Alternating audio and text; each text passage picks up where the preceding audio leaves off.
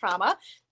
Today, I'm really looking forward to talking with you because this is a topic that I've gotten a lot of questions about, and it's something that I've experienced myself. So, I am going to be talking about what happens if you have to spend the holidays alone this year or in a modified way. So if you are watching and you have any questions at any point, please feel free to comment. Hi, Peter, below, and I will get to your questions. And again, also please feel free to share any experiences or tips that you may have. So I'm just gonna dive right in. Some of the reasons why I feel like this is such a important topic to talk about right now is because with everything that's happening in the world, some people are not going to be able to spend time with their families either at all or not as much as they normally can. So whether you are in a situation where your family doesn't want to gather the way that they usually gather because of everything that's happening, or maybe you are sick or a family member is sick, or maybe you have just decided to put boundaries in place with your family, and as a result you've decided to opt out of gathering with them no matter what the circumstances may be. If you have decided that it's best to spend the holidays alone or in a modified way, then I want to be able to help you just experience that time in the absolute best way possible. So, my first tip for that is to have a plan. And this is actually, we talked about this a couple weeks ago when we were talking about how to kind of work through isolation or quarantine or lockdown. And so, having a plan is super important. And the reason I say this is because I am talking from experience. I'm someone who has spent some holidays alone. And when I first did it, I was like, you know what? I'm just going to go with the flow. I'm going to decide what to do the day of. I'll just see what comes up. And that was a pretty terrible idea because restaurants are closed, stores are closed, all of the things that you normally have access to, you don't have access to on the days of holidays, and everyone is busy, so you don't even really have as much of your support network available as you normally would. So not having a plan can be really difficult, and I advise against it. So what do I mean by creating a plan?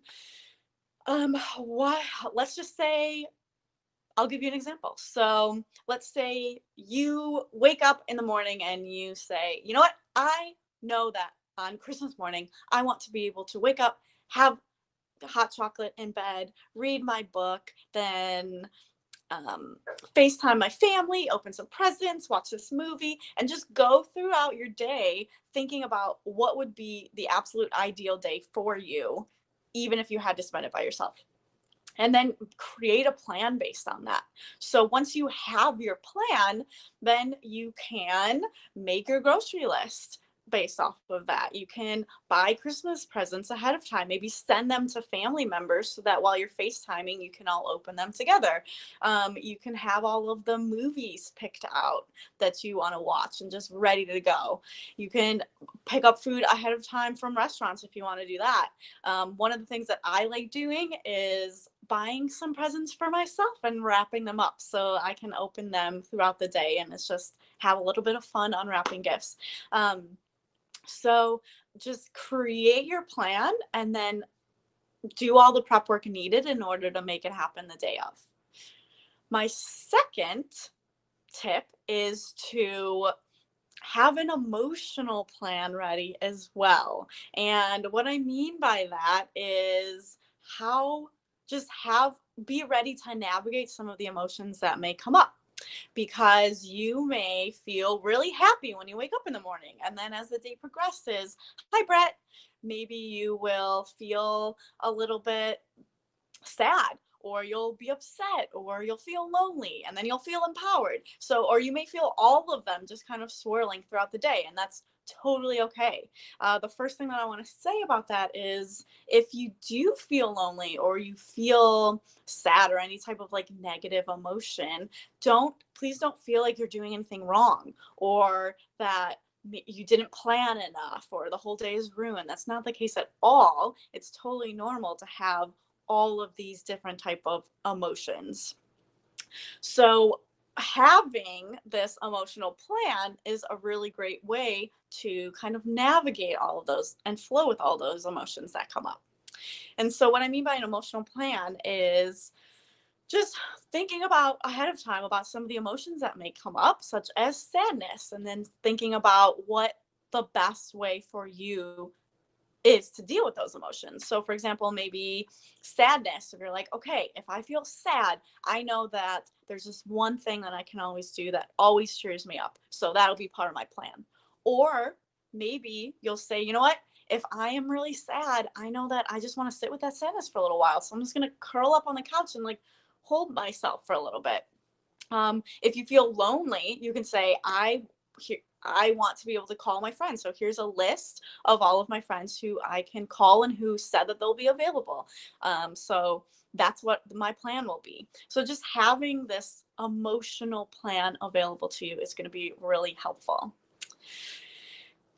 So my next tip, this is for anyone who, and again, if any of this resonates with you, please let me know. If you have any questions, put them in the comments. If you have any tips or experiences of your own, please feel free to share. Next, I just want to talk a little bit about how if you're not necessarily spending the holidays by yourself, but you are spending them in a modified way. So if you normally spend the holidays with a big extended family and this year you're only spending them with your partner, or again you usually spend them with big extended family, but now you're just spending them with your kids and your partner. One of my tips for that is to not don't be so hard on yourself and don't try to make the holiday exactly as it always has been years previously. I think a lot of people that I'm talking to are really trying. Hi, Pablo.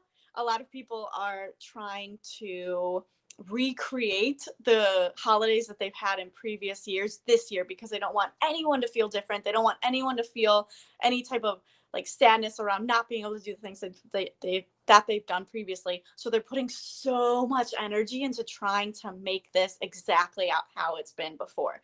And that is exhausting. And it's also not possible. It just may not be possible this year. And that's okay. So my first tip is to just release the need to try to make this holiday exactly the way it's always been every year. Just let that go. Take that pressure off of yourself. And then my second tip again is to create a plan. So if you've always baked cookies together on Christmas Eve with your extended family, but you're not going to be able to do that this year, maybe recreating a different version and having a FaceTime house party. Use that house party app, or I'm sorry, have not a face, but have a video call with house party, or use FaceTime and just video chat and make cookies with your extended family. Or you could do something completely different and just say, you know what, this year we're going to just buy cookies. We're going to go to a bakery and pick out all of our favorite cookies, and just us and the kids are going to eat these cookies together on Christmas Eve. Whatever it is, just let go of your need to have these holidays look exactly the same as they have previously, and allow yourself to kind of just maybe even create new traditions. Those are my three main tips that I have for you today. If anybody has any tips that they would like to share or any questions in that regard, kind of how to deal with the holidays on your own, I would love to hear them.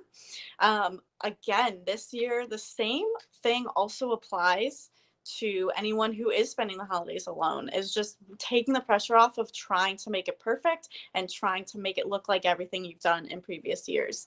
I myself have spent holidays by myself previously, and even this year, if that's something that I have to do, I can't rely on the plan that I've created previous years because a lot of things have changed. There's things like going to the movies on Christmas Eve and like eating Chinese food at the movie theater. Like that's not really an option this year. So just being okay with creating new plans, and then maybe even having to modify those last minute. That might happen too. Um, Please let me know if if anybody's watching this now and don't feel comfortable commenting, or if you're watching it at a later time and you have some questions, please feel free to message me. This is something that I think is so important and I am receiving a lot of questions about. So I just want everyone to feel really comfortable during the holidays. So you can reach out to me either in the comments below here. You can also find me on Instagram at Katie Maloney Coaching, Facebook, Katie Maloney Coaching as well. And I would love to hear any of your own stories or experiences and any tips that you may have.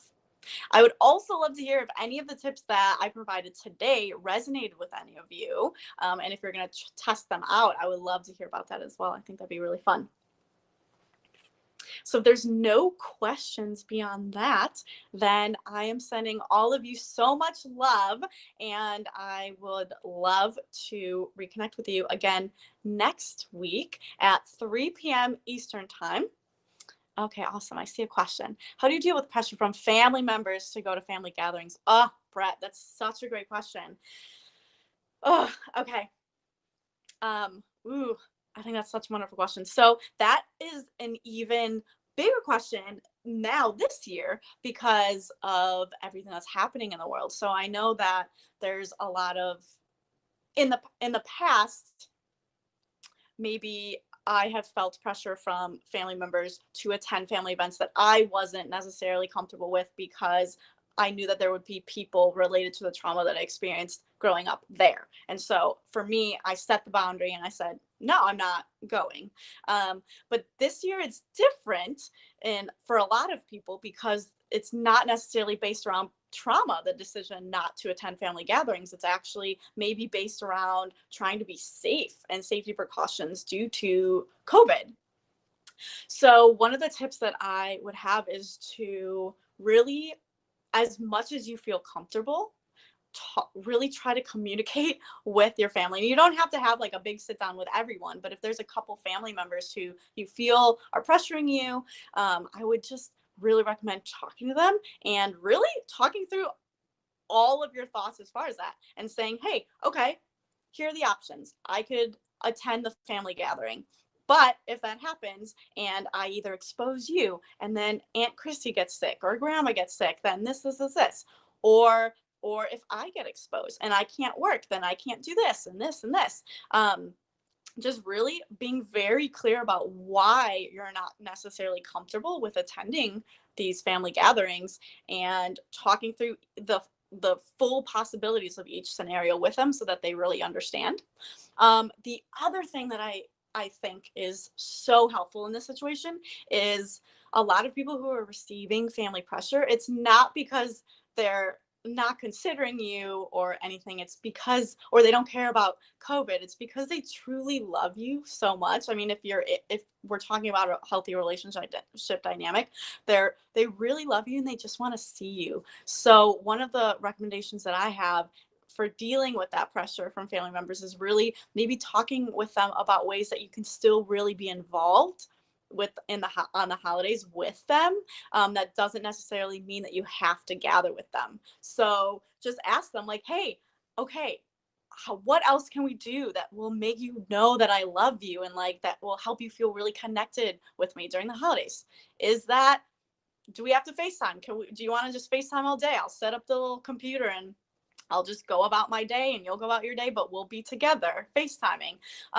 Or do you want to watch a movie together over like on a house party app or whatever?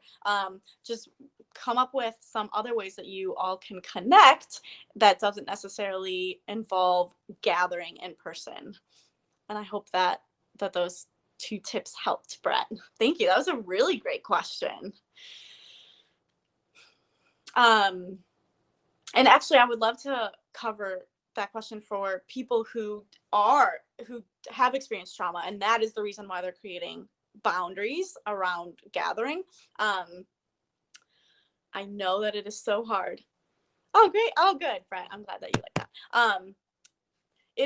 It can be really difficult to navigate this, and I will never pressure anybody to say anything or have conversations that they don't want to have. So take what resonates and leave what doesn't.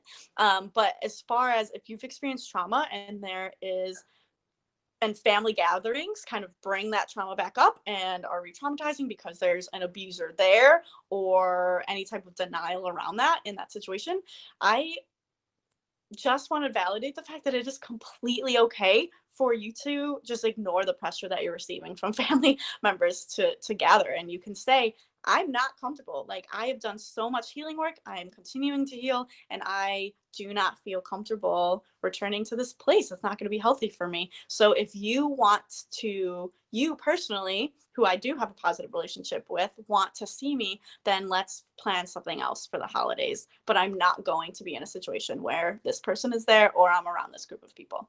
And making that a non-negotiable for yourself is completely okay and a really huge act of self-love. So that's my other tip for anybody who's kind of feeling pressure from family members to gather, but you're not comfortable because you've experienced trauma within that group previously. Awesome.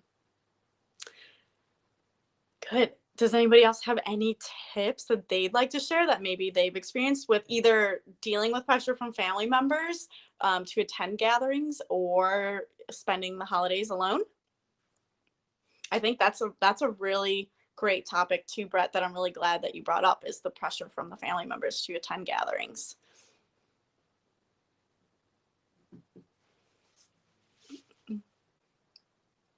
Okay, awesome. So I don't see anything else. So again, please feel free to reach out. And if anybody thinks of anything that they'd like to share or any tips that they have later, I would love to hear them. But beyond that, thank you so much for attending. I love talking with all of you. I'll be here again next week for Cake Pops and Coffee, hashtag live your best life after trauma. And I can't wait to see you all. Okay, bye.